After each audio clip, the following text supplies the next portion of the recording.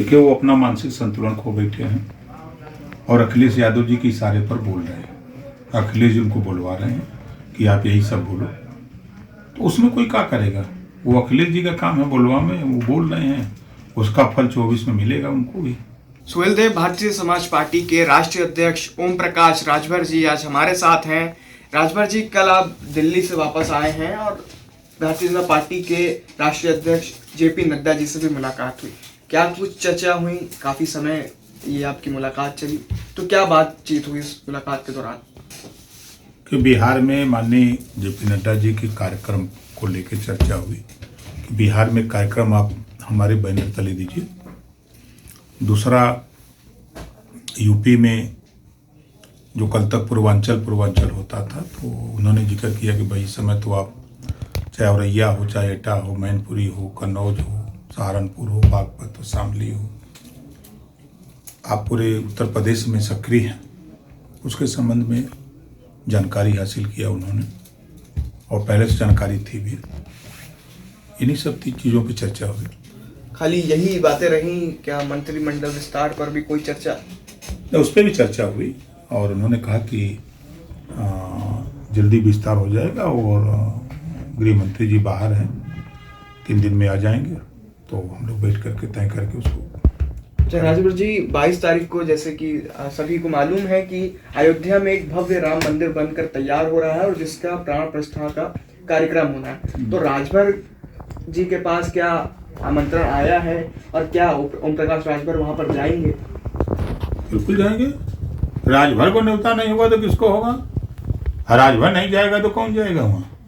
मतलब कि आपके बिना कह सकते हैं कार्यक्रम अधूरा है? नहीं, हमारे बहन नहीं, निमंत्रण के सवाल पे राजभर को कौन नहीं जानता देश में। अच्छा, आप क्या चाहते हैं, अखिलेश यादव वहां पर आए कि ना आए? किसको मना किया जाता है? देखिए, भगवान के दरबार में जाने के लिए न किसी को कहा जाता, न किसी को मना किया जाता। अपनी अपनी मर्जी है, अपना अपना इच्छा है। जो जाना चाहे वो जाए, जो न जाना चाहे मत जाए। किसी को रोक तो नहीं सकता। अखिलेश यादव ने कहा कि अगर भगवान बुलाएंगे तो हम जरूर जाएंगे। तो धैर्य रखें, बुलाएंगे जरूर। अब बात यहाँ पर आती है कि उत्तर प्रदेश सरकार के लोग उनको बुलाएंगे कि नहीं बुलाएंगे। अब वो उत्तर प्रदेश सरकार की बात तो कर नहीं रहे हैं, भगवान की बात कर रहे हैं।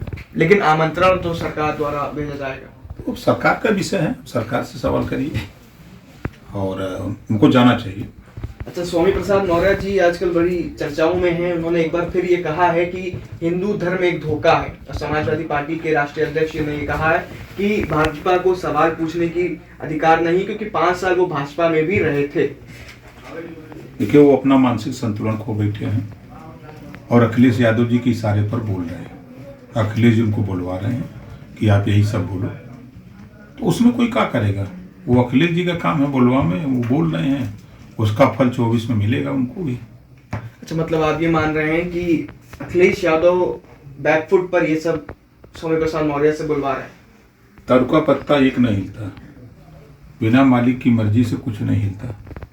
तो उनकी पार्टी में है और प्रमुख राष्ट्रीय महासचिव हैं, और उनकी हिम्मत है कि बिना अखिलेश जी से पूछे वो बोल दें।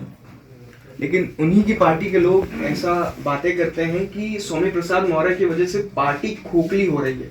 तो अगर अखिलेश यादव ऐसा करवा रहे हैं तो उनकी पार्टी को कोई नुकसान हो रहा है?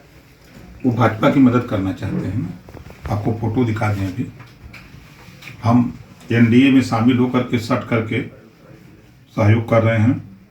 अखिलेश जी हट करके सहयोग करते हैं। तो कोई तस्वीर भी आपके पास है? ये देखिए। अच्छा, ये अखिलेश जी हैं, गुलदस्ता लेके भेंट करने गए बेचारे नड्डा जी से। वो भी संजोग से ये फोटो नड्डा जी ने हमको दिया। अच्छा, ये कब की काफी पुरानी तस्वीर लग रही है। तस्वीर वो पुरानी नहीं है, इतनी चमकती हुई तस्वीर है। कितना मुस्करा रहे हैं अखिलेश जी कि अब मोदी जी प्रधानमंत्री बनेंगे 3री बार। अच्छा, तो मतलब वही जो आप कहते हैं कि हट करके अखिलेश यादव सहयोग कर रहे हैं, तो ये बात आप दिखा रहे हैं? प्रमाण है, 100% है। वो तो दिन में भाजपा के खिलाफ बोलते हैं, रात को गुलदस्ता लेके भेंट करते हैं। देखिए, गुलदस्ता लेके पहुंच रही है। इधर दिखा दीजिए। अच्छा, एक बात और कर लें कि अब आप पूर्वांचल कि आपकी सीमा का विस्तार, ऐसा कह सकते हैं, हो रहा है। पूर्वांचल के बाद अब उन जिलों पे, उन सीटों पर नजर है जहाँ पे समाजवादी पार्टी का एक अच्छा होल्ड है, चाहे वो मैनपुरी हो, इटावा हो, ऐसी जगहों पे भी आज अब राजभर अपना झंडा गाड़ने की बात कर रहे हैं। नहीं, वो इटावा कन्नौज ही नहीं, पूरे प्रदेश में, चाहे वो आपका सहारनपुर हो, बागपत हो, शामली हो, चाहे आगरा हो, मथुरा हो, चाहे आपके इटावा कन्नौज हो, चाहे आपके मैनपुरी हो, चाहे कानपुर हो, चाहे इलाहाबाद प्रतापगढ़ हो, पूरे 75 जिले में हम पार्टी संगठन काम करते हैं। कोई वो नहीं है, कोई रजिस्टर्ड नहीं है कि ये इलाका इन्हीं का है, ऐसा कुछ है नहीं।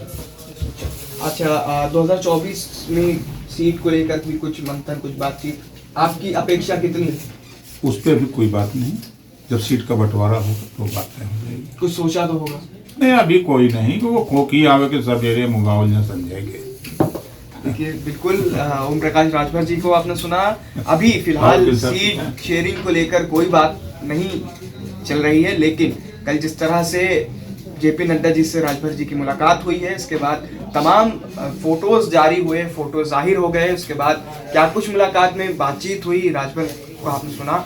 और साफ तौर पर सौम्य प्रसाद मौर्य जिस तरह से आजकल बड़ी चर्चाओं में बने हुए हैं, ओम प्रकाश राजभर का कहना है कि उनका मानसिक संतुलन बिगड़ चुका है। लखनऊ से इंडिया न्यूज के लिए